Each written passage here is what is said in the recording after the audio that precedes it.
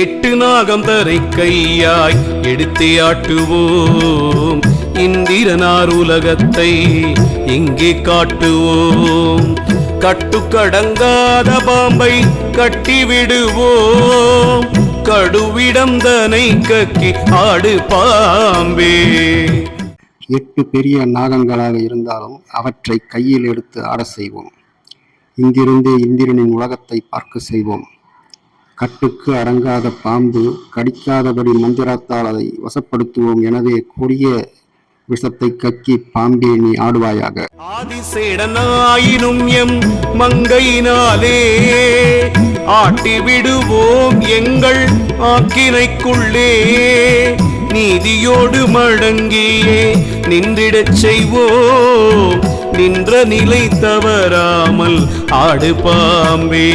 பாம்புகளின் தலைவனாக விளங்கும் ஆதிகேசனே ஆனாலும் எம் உள்ளங்கையினால் ஆட்டுவிப்போம்.